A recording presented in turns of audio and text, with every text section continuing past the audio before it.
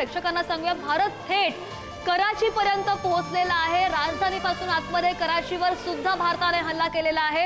आपण पाहिलं की लाहोर, त्यानंतर सियालकोट, त्यानंतर राजधानी इस्लामाबाद आणि आता कराची पर्यंत भारताने हल्ले केलेले आहेत।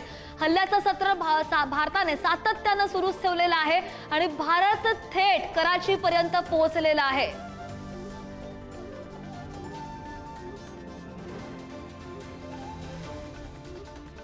पाकिस्तानची जी मोठी शहरं आहेत ती भारताच्या रडारवर आहेत। आपण असं पाहू शकतो, भारताने कराचीवर सुद्धा मोठा हल्ला केलेला आहे आणि आपण पाहतोय लाहोर पासून जी सुरुवात केली भारताने हल्ले करण्यासाठी, अर्थातच सुरुवात पाकिस्तानने केली आणि त्याचंच फळ हे पाकिस्तान भोगताना पाहायला मिळतंय।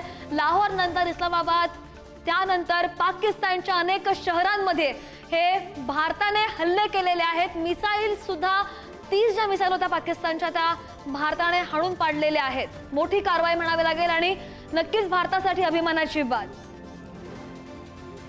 अगदी भारताने केलेली ही मोठी कारवाई आहे। पाकच्या अनेक शहरांमध्ये आग डोम आपल्याला पाहायला मिळतो आहे।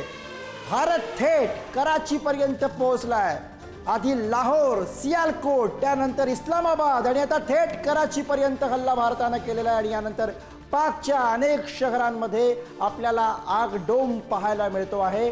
पाकिस्तानची महत्त्वाची शहरं भारताच्या रडारवर पाकिस्ताननं काही वेळापूर्वी आगळी केली, भारतानं ती हाणून पाडली आणि त्यानंतर आता थेट पाकिस्तानातली प्रमुख शहरं, मग त्यात लाहोर असेल, सियालकोट असेल, इस्लामाबाद असेल आणि आता कराची सुद्धा, पाकिस्तानची महत्त्वाची शहरं भारताच्या रडारवरती दिसत आहेत। या अनेक शहरांमध्ये सध्या आग डोंब आपल्याला पाहायला मिळतोय। भारतानं या ठिकाणी मिसाईल दागलेल्या आहेत आणि त्यानंतर मोठा विध्वंस या ठिकाणी अपेक्षित आहे। भारताचा लाहोर, कराची आणि इस्लामाबादवरती हल्ला। 3 मोठी शहरं पाकिस्तानमधली लाहोर, कराची आणि राजधानी असलेली इस्लामाबाद, भारतानं या ठिकाणी हल्ला केलेला आहे। जशास तसं उत्तर देऊ असं भारतानं पाकिस्तानला दुपारी सुद्धा ठणकावून सांगितलेलं होतं, वारंवार सांगितलेलं होतं।